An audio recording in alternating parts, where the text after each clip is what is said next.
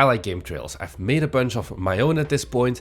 I've roasted, I think at this point, like over 50 or probably even more of your viewers submitted trailers, and I've talked to people who are way better at it as well on how do you make game trailers. Like, I wanted to learn everything I can. Also probably because, you know, I like video editing in general, because that's why this YouTube channel exists, and there's a lot of things I've noticed that are painfully stupid mistakes often that I see you guys make, where I'm like, you're literally doing more effort to like mess this up than if you were to just make the trailer, and it would have looked so much better, so much more interesting. So in this video, I want to go over 5 of like the biggest or like most easy to fix mistakes that I see you guys make when you're making your game trailers. There's so much more as well, but I think for that, I'll leave a link down below to like all of the trailer videos that I've made before. I do all of the trailer live streams and such with a bunch of extra things, but I just want to go over some of the most painful ones. And the first one that immediately I am like, this is a bad idea, don't do this, is starting your trailer with like your logo, or a lesser worse version, but still one that I'm not a fan of, is like a black scene, like a black frame and then fade it in. The reason for this is because a lot of devs, they see game trailers from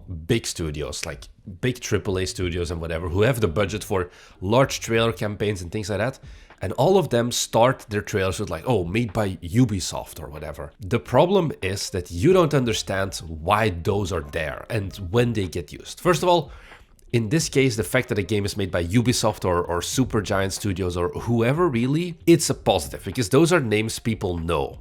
But if you, I don't know, whatever, like game devs have some weird studio names. If Beaver Butt Game Studios or something is starting to make their own game and it's their first game and no one has ever heard about it, putting your studio name at the beginning, like 2 seconds of your trailer, doesn't make sense, because nobody cares about you and you're taking away the critical attention that people have about, hey, I have like X amount of seconds, especially now thanks to TikTok, it's even lower than ever before, where I either hook them in like the first 3 seconds or they're gone. And if your first 2 seconds is just your game logo, or God forbid, I've seen people go up to like 10 seconds before actually showing any gameplay, yeah, that's not gonna be good. Second thing to keep in mind here is, why do these studios use it?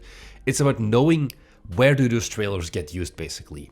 Of course, yeah, they upload it to IGN and things like that, but they usually first get premiered on shows like Summer Games Fest or any of the other ones, Opening Night Live, whatever, where you have this concept of a captive audience. And what this means, like the name implies, is that your audience can't really go away, because they're watching the entire show from start to finish usually. And it's not like, oh, they're going to immediately click away. And this is where you can do those slower burn trailers, where you start with like 10 seconds of the different studios and like a little bit of a cinematic and things like that. This is not something you should do if you're working on like a standalone version of the trailer that you'll upload to your own YouTube channel and then like on Reddit or your Steam page or whatever. They don't really work there because people aren't captive and they didn't just click away. If you really are adamant and kicking and screaming your legs of like, no, my studio is special, and you want to put your logo for Beaver Butt Games or whatever somewhere in your trailer, well, always put it at the end call to action screen. Now, we'll talk about that in a second as well. Now, okay, you've cut out that first 3 seconds of that video. Second big mistake I see is that people don't put the cool stuff at the beginning.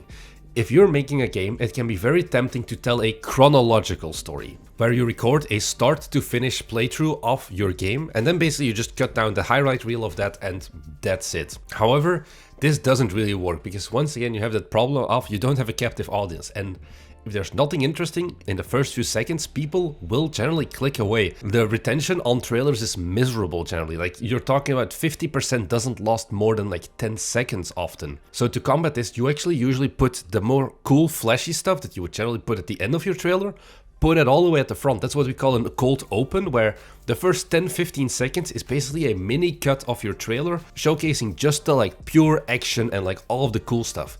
And then after you've done the 10 seconds of cool shit, then you dial it back a step, and then you start with, okay, now we go back to the start of the game and like the slower part, the humble beginnings, and build it up again. So you would have a curve that goes something like, okay, action, and then you go down again, and then you slowly build up again. That is what you call a cold open, and that is what you want to do in this case as well. So don't show boring stuff at the beginning, because once again, people will click off. Assuming that you have done this framing correctly, then we get probably to the worst critical sin that I see you guys make, and that is the call to action screen, or better yet, the fact that you don't have one. What is a call to action? Okay, you've just convinced someone to watch an entire minute of your trailer, which is a pretty good investment. What are they supposed to do now? Wishlist your game, play the demo, buy the game, whatever, you need to give them a very actionable next step. If your trailer ends and basically all it says is just like the game name, well, there's nothing actionable then really. This is also like, you can be like, oh, coming soon to Steam. Nothing actionable here because it's not on Steam yet now. And by the time that the store page is up, probably people will have forgotten about it. Like they've seen your trailer before, but oh, they looked it up, there was nothing. And you just lost that view basically. Someone who would have genuinely been able to go and wishlist your game or whatever, now hasn't done that because you were too lazy to have a good call to action. And now I hear you screaming, but what if I don't have a Steam page yet, Marnix? What should I do then? Well, there's still other ways then to capture them. A big one, for example, is email lists. Is something that you can just be like, hey, sign up to the email list.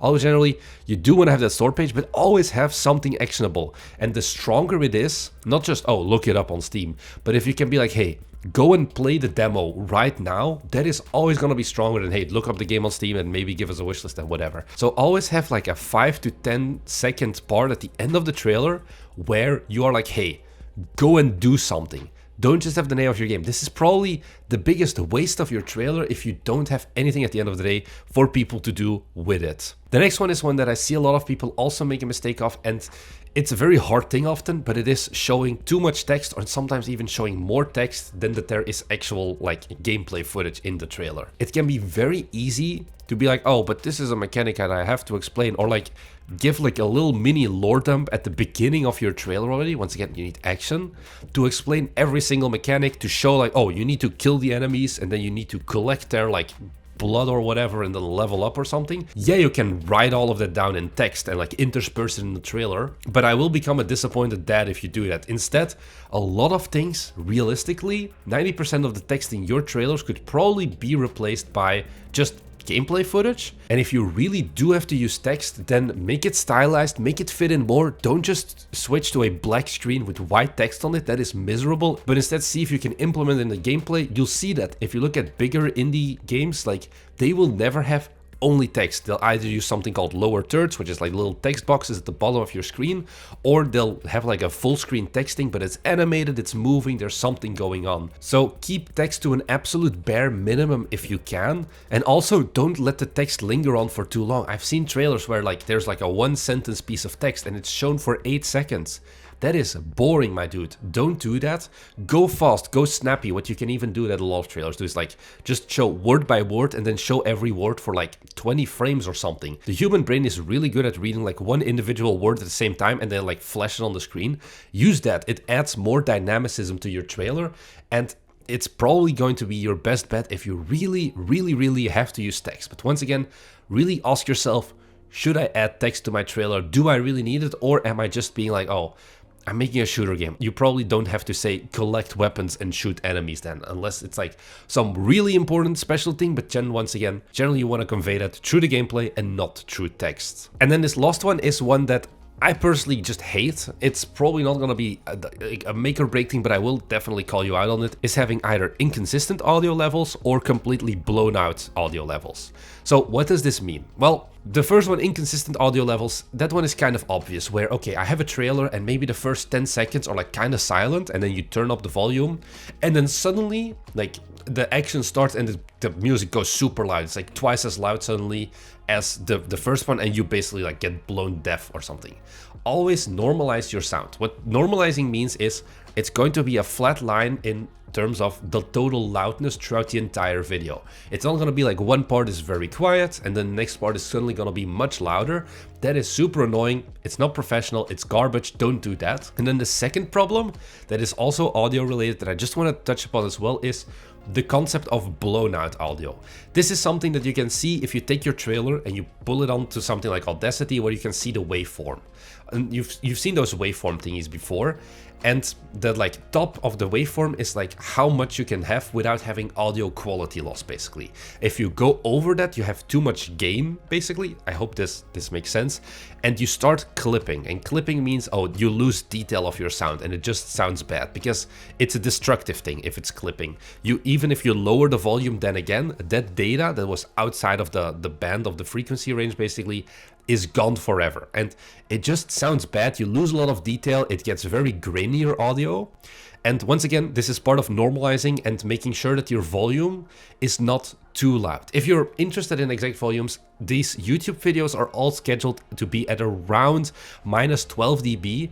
You can go up to -6, but I would generally suggest never going higher than that, just to prevent the effect of clipping and your audio sounding worse. This, once again, this is already more nitpicky, but it is something that will make your trailer watching experience much worse. And this is something that people watching your trailer will not notice in the sense of, oh, this is like bad, let me turn this off immediately because the audio is clipping. It's more something that they'll feel uneasy listening to your trailer because, one, it's way too loud probably, it's losing the detail, and you can tell something is off, but most people don't know exactly what is going wrong, because if you have a super loud trailer but then put the volume down again, you have that audio loss, but someone may not hear the fact that, hey, I'm clipping in the first place. Look a bit into your audio levels, just make sure it's a flat line and it's not like filling up the entire waveform, because then it's way too loud. So these are already some of the trailer tips that I had in like a more condensed video. Let me know if you're interested in some more, because I probably can give you another 5 if you really want it. If this is something that you're interested in, let me know in the comments down below and give me like some of the things. What are the things that annoy you the most when you're looking at game trailers? Again, if you want to know everything about game trailers, there's some really good videos that I'll link in the description down below that we've made. One is like a full start to finish trailer editing. It's just a 2-hour live stream of me taking the raw game footage and turning it into an entire trailer in like a little over 2 hours, talking you through the entire process and all of that. So I think that could be a really important one. Of course, our game trailer roasting streams are always an interesting one. You can also sign up for those if you have a trailer of your own that you want to get roasted. There's a link to that down below as well. I think there's a lot of things that you can learn about game trailers, but they're actually not that hard. Honestly, if you ask me, the hardest part of a game trailer is just spending like the 2-3 hours getting all of your game footage. So please, I beg you, don't make bad game trailers. That's all I have to ask, really. I will roast you if you ever submit and you have a bad trailer. And unfortunately, there are too many bad trailers in the world. So I do want to change that. That's why I have this video. If you're new here, we make 2 videos every week about game development and the things we learn along the way. So if that's something that interests you, head down below and subscribe. It really helps us out. It makes me happy. And you get these videos delivered straight to your subscription box. Thank you very much for watching. And I'll see you guys in the next one. Bye.